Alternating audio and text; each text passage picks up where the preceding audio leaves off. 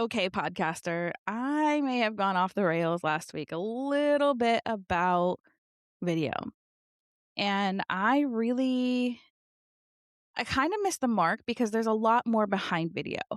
I was excited because, yes, if we use video, we can use YouTube to increase our searchability, but YouTube also shuts us down a bit. And I want to talk about how YouTube shuts you down, why video might not be a strategy for you, what it does to your nervous system, and why I'm still going to be leaning mostly on audio first. Because I honestly, although this is exciting, I don't think that the Apple video is going to help much. It won't help with your searchability. It won't help with all the other things. And I think it might actually hold you back a little bit. And yes, I'm excited. Yes, video is the way of the future. But is it? Let's talk about it. Welcome to Podcast Story Selling. I'm Dragonette. Here, we use your story to lead with connection before strategy. So your podcast doesn't just grow, it converts. And your business actually pays you without hustling harder. And the best part, we get to do it with ease because we focus on the right effort. So I may have jumped the gun. Am I excited that Apple is adding video? I don't know. Probably not, if I'm being honest. But what I am excited about is that Apple has opened this conversation. The thing about it is, over a year ago, Spotify added video, and you didn't see people jumping up and down. I think I got so excited about this whole video thing with Apple because, well, Apple hasn't done much since it came out, right? We're still kind of archaic. We're still doing all the different things. But when it comes to video, I'm like, no one's going to go to the Apple player and go back and forth between their podcast episode and their video. Well, maybe. We did see that. I did read that report last week that what was 7% people like to watch them video. The same thing happened with YouTube. So YouTube does have a podcast, like podcast thing. It still makes a video out of it, but there is an RSS push to YouTube so that you can listen on YouTube Music. Who's actually listening on YouTube Music? I mean, I have clients that get downloads over there. Don't get me wrong. They're getting, between, 10 and a couple hundred, depending on their different clients and different topics. But I'm always having to go over and fix that.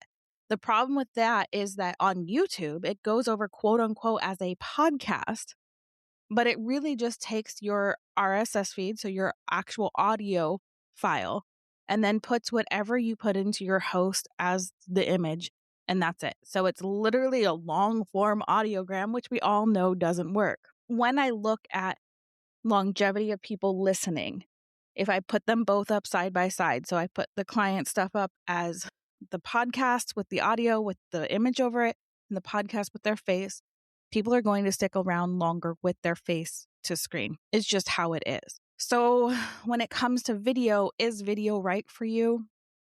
I don't know. For me right now in this part of my life, it's not right for me. It's not right for my business. If I do tech trainings, things like that. So we really need to look at what your business is and if this will be helpful. So many of us want quote unquote talk shows, but who's going to listen? Just because you have your video camera on doesn't mean you're automatically going to get more people paying attention. Does YouTube have a bigger audience, better searchability? Yes. Do podcast players have searchability? Yes. Something I have said for years. The SEO on podcasting. And in the beginning, I was like, who's actually searching in podcasting to find a podcast? Well, I am. My clients are. The people listening to my show are. Because there's still a huge way to show up organically in an SEO search inside your podcast player. Yes, it's not a Google thing, but here's the difference. On video, you have to show up and perform. And for people that are super heart-led or, maybe you're in your own, or some of my naturopath doctors have a hard time being on YouTube because we have to disclaimer, and we get shut down and we have to fight it all the time because they're going against Western medicine. Where podcasting, yeah, if you're explicit, you better quote unquote hit that explicit sign. But you really can say, like, here's a disclaimer. I'm not your doctor. This is a disclaimer. This is my opinion. This is my thoughts on this. And you can talk about what you want and you're not shut down quite as much. Yes, there are some countries that are going to shut you down if in the transcript it has you using inappropriate language or different topics. But I have proven this. Like, I have some clients that have very spicy podcasts, very spicy. I'm talking about XXXX, so much so that you would find it in a adult pleasure shop on the back wall in one of the videos. And it takes off and it performs and it does well. If I tried to put that podcast over on YouTube, it would be immediately taken down. So as we're thinking about this video thing, is video worth it to you? Do you feel like you're going to show up differently? For me, yes. Am I going to show up differently?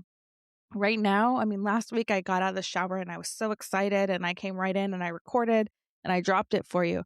Well, right now I'm still in my PJs, reflecting on my journaling that I did this morning. Like, oh, did I lead my podcasters the wrong way? And I may have. When video makes you be more performative, that's when everything gets lost, right? Is like, what we want is the real you. We don't want the polished you. Like, if I was right now, I could tell you, if I was doing this on video, I would have brushed my hair, brushed my teeth, maybe put on a little bit of makeup. My blowout light would be on. I would have my camera positioned in a different way. I'd be sitting up differently. I definitely would have gotten dressed. I wouldn't be in my cheetah print jammies. Like, I would be showing up different. I would be sitting up tall, like not relaxed, having a conversation with you. I would be putting on a little bit more of a performance. And I think that would show. So I really want you to start considering like all the aspects of video. And this happens a lot. I have a lot of coaching clients that are like, I want to add video, or I want to go onto YouTube, or I want to do this. And, Apple, I was like, oh, this is going to be exciting. I don't think it's going to be exciting. Because if you're going to add video, you really do need a strategy behind it. There's a lot of different ways to make a video successful than a podcast. A podcast really allows you to be raw and real and get in people's subconscious mind. Now, when you start thinking about video, and I know some of you are recording everything, maybe in Riverside, which I love. Shout out to Riverside.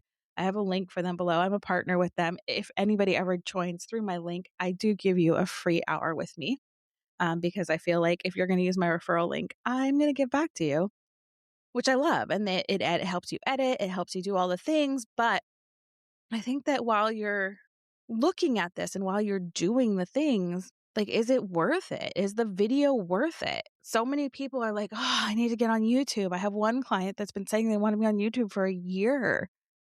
And I'm like, but why? Like, it's a performance. You have to get dressed up. I've seen your videos. And some people get dressed up because you're pulling video clips from your podcast. And unless you structure those the right way, they're not going to perform. You're just adding to the just piles of fluff out in the world, the content monster. And I think that adding video, you really need to discern whether this is for you or what this is for. Like, I have a new client, which I'm really excited to be working with. And I'm excited to see where video takes them because of the type of podcast they have. I think it'll work really well, with them sitting and having the conversations and people being able to see them. Now, do I think that that's going to go as deep and as far as their actual podcast where people can do it passively? No, because it's for moms. And I think you really need to think about who you're targeting, who's your person you're talking to. You're not somebody who's probably going to be sitting there, having me up on YouTube on your TV or watching YouTube video from there unless I was teaching you like, hey, here's how to use Riverside. Here's how I do the Video Meets podcast in Riverside. Here's how I do this. Here's how I do that. But I don't think that you would just want to sit there and, listen to me. Now, if you were a travel podcaster, would that be great for you? Yeah. You could be out in the world. You could be recording your podcast from different locations and it would be interesting. your listeners would be interested, or maybe those people that take to the streets. I love those podcasts. You know what? I prefer to listen to those podcasts or watch those podcasts on YouTube than I prefer to listen to them because I like to see them just walk up to people and have random conversations. Tech people, I think that tech could go both ways if you do a little bit of like screen record. And I see this with other people. Like I do listen to some tech podcasts on, podcasting and YouTube and editing and all those things. And half the time I go over and I listen and watch on YouTube because they're demonstrating something. So that's the other thing that I see happen a lot is people are like, I'm going to add video and it becomes performative, but it doesn't translate over to a podcast audio. Like, here's this workout routine. Now do these squats. Now do this. Now check out this cool machine. Like, and then you want me to take that audio and you want to take that video and turn it into an audio file. And that's a problem. There's a strategy for both. And we're in such this repurpose I don't know, this repurpose era, I guess I want to call it, that we're just putting out stuff. We're just trying to show up because we're so conditioned on social media to be like, push, push, push. Let's see me dancing. Like you're a high level lawyer and you're dancing across a screen. Like, yeah, you're getting my look at me, but you're not telling me that I trust you. Like, I mean, talk about like why there's a trust recession. Like, I wouldn't hire a lawyer to go through things that's out. I mean, like, granted, I want a fun lawyer, so maybe I would. But like, you're dancing across a screen or doing some funny trending video isn't going to make me be like, yeah, I want to hire you as my lawyer to represent me. Great, you can have fun. Okay, so this really crappy topic, maybe we can have fun through. But that's kind of what's happening. And this is definitely my opinion. And I know that there's great content out on like the metas and out on TikTok, but I don't think it goes deep enough. I don't think, we're talking about video. I don't think that video allows you to go deep enough. That I'm truly loving. I love, and what you'll hear more and more about is me talking about the trust being built on podcasts, and from your podcast, turning it into a book. Using Substack because readers are leaders. Shout out to Kelly Roach who said that. And I cannot get that statement out of my head. And it's true. I also think that people that are podcast listeners are wanting to go deeper.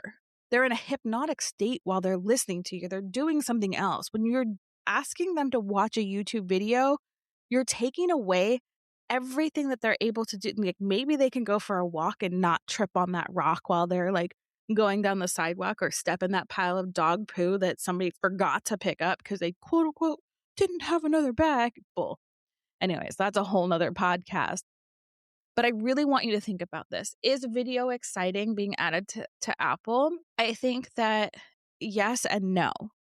I'm excited that video, now that I've had time to reflect on it, that video is being added to Apple because that means that there's hope that Apple can work on some other things. It also really still irritates me when I read on the Apple podcast, like directly about this new video feature that they're talking about ways to engage. And I'm like, you haven't really offered us that yet. Unless I'm totally missing something, we can't have comments back and forth. I know that Spotify allows us to comment back and forth now, but I don't think Apple has come that far. And I don't think people are going to Spotify and to Apple to watch videos. If we're being honest, I just don't think that's happening. Yeah, 7%. Ooh, big deal. Like leave the platforms to where they're supposed to be. Video, put it over on YouTube. But please do not put your whole podcast episode over there because you're just filling the space. And yeah, you might have a great message, but is somebody going to just want to listen to your talking head? Maybe they do. Having a deep, conviction podcast. Yeah. Having a podcast that's like a sermon. Yeah. Like people like to see people, but you have to think of who your listener is and are they going to be listening or watching while they're doing whatever it is where they're putting that space in. So I apologize if I got super excited last week about this shift. I don't think it's that big of a deal. I really don't. I think video is great, but I think it's different. It's not deep. I'm here for deep, and I'm learning this more and more every day. Is like, I get excited about something and then it's like, oh, that's surface level. And I feel like Apple adding video so that you can put a video in there is surface level. Am I excited about the dynamic video ads in there? Kind of. But if you use platforms like Buzzsprout, you can put dynamic ads in. I know that's coming to different platforms like Libsyn and a few other places that dynamic ads and dynamic placements are coming in. But do I think that it's important to have a video on Apple? No. But I do see this is going to start filling up YouTube even more. But here's the thing, is like podcasters don't make it. Like out of the hundreds of thousands, probably have millions of podcasts by now, with after the 2020 boom of podcasters. But most people don't make it past 10 episodes. I think it's like less than 10% now that make it past a year. Maybe it's 13. It's between 10 and 13% make it past a year. And you look at these results and you look at these things and you're like, the average podcast is getting 30 downloads an episode. Well, that's hard. That's hard to keep going. But if you want to be a speaker, podcast is a great place to have it. You want to be a speaker, maybe have video, but put a strategy up. Because if I was somebody who was looking for speakers and I just saw your talking head and you didn't show your stage performance and all of that over on YouTube, I wouldn't hire you. Better to just listen, and now that like Substack has so many cool new things, I'm really excited about Substack. And Substack for podcasters, Substack even has an RSS feed in it, which you better bet your booty I am going to be on that trend. I am starting a podcast in there. Because I think that platform, we don't want to put all of our eggs in one platform, because I think as it grows, it's going to have growing pains, right? Because it's been around for a while, but now it's like taking off because people are craving depth. They're craving connection. They're craving all these things, and adding video isn't going to give you that. And I do apologize for directing you that way, but I really want you to think. So your action step for this week, I don't know. I think it's just sit with this. Like, what do you truly want your business to look like? Like, is there anybody out there marketing in a way that feels good to you? Like, there's a couple of people that I was following, but they spend a lot of their time marketing on social media. Not my mentor. It's the mentors that are just doing podcasting, and Substack, that are turning, that are making books, that are writing books, that are speaking on stages. Those are the mentors I want. The ones that want the deep, deep connection with people. Because people first marketing, people first business, that's how businesses grow. Because somebody chose to trust you enough to purchase something. And I don't think that trust comes from adding video to YouTube or to Apple. I don't think that trust comes from you adding your podcast whole thing, just copy and paste it over to YouTube and repurposing it. I don't think that comes from you taking a clip from your video and your podcast and putting it over on TikTok or Instagram and hoping that, no. Or you using it as a YouTube shirt. That doesn't work, because it's like an afterthought. Everything's become an afterthought. And with this age of AI, we can't have just afterthoughts. We have to be the thought. We have to be the thought leaders. That's something that AI can't take from us. The way that we can connect, the way that we can hug you, the way that our emotion can touch your soul, the way our stories show up. That's why story first, people first. And that's what you're going to get around here. So your 15-minute action step this week is I want you to look around. See what one person is doing that feels like something you might be aligned to, and then evaluate what you're currently doing. I had to do this. That's why my Instagram is now an Insta site. And I do post in my stories from time to time. And I do post in a reel time to time. And I check my DMs every day because I'm still having conversations over there. But I'm not posting anymore. I'm not working my butt off for something that didn't give me anything. Facebook gave me something. I did get clients from Facebook in the beginning. And I feel like there's still ways for me to promote there. But I really want you to look around. Like, is video where you want to show up, or is it just a performance? So something you think you have to do.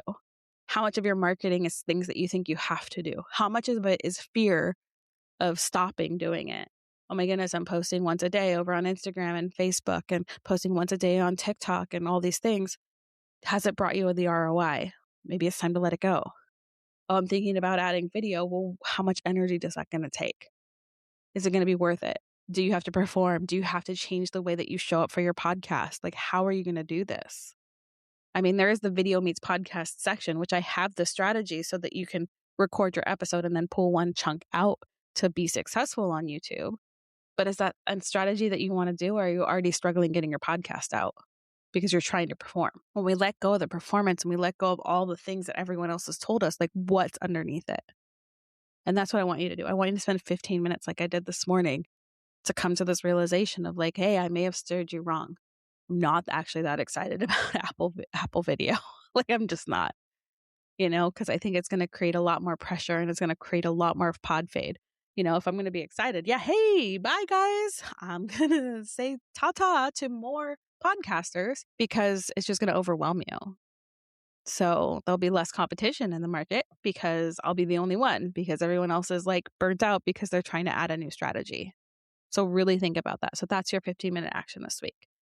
And this is what I'm trying to say is like, really think about things.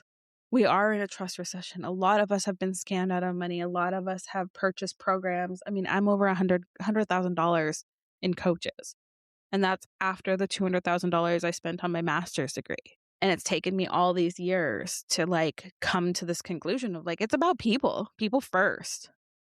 Deeper connections. Like, how are you going to build trust with shaking your butt on a reel or doing some trend or putting some trendy music over something that doesn't matter? Like, you're going for platforms that are, where people are going to numb out, not where they're going to go deep. And if you're a coach, you're a consultant, you're a healer, you're a whatever you call yourself, if you're somebody who your magic is going deep with people, helping with transformations, it's going to be hard to get them out of the doom scroll. And there's so much of it. And you're adding to it. And I'm not saying that's good. I'm not saying that's bad. If your energy loves it, then great, keep doing it if it keeps you energized. But if it has burnt you out like it's burnt me out, I want you to think about it. And I really want you to think about it before you go through and, try to add video to Apple and then say, oh, I have the video, so why don't I just slap that up over on YouTube? It's not going to work. And what is that costing you? So that's your action step. Sit with that for 15 minutes. Anyways, that was kind of a deeper episode, but it's only because I love you that I wanted to share that with you, is that I think that there's so much depth, there's so much ability in you to make a movement. Like I said, don't be a ripple, be a tsunami of change. Don't dull that tsunami. Don't back that tsunami out by putting big old, walls up of burning yourself out on things that don't work, that don't cause that deep connection. So anyways, that being said, go out and make today amazing, because you are beautiful, you are wonderful, you are worthy, and your story deserves the microphone. And I mean that. So go do the thing.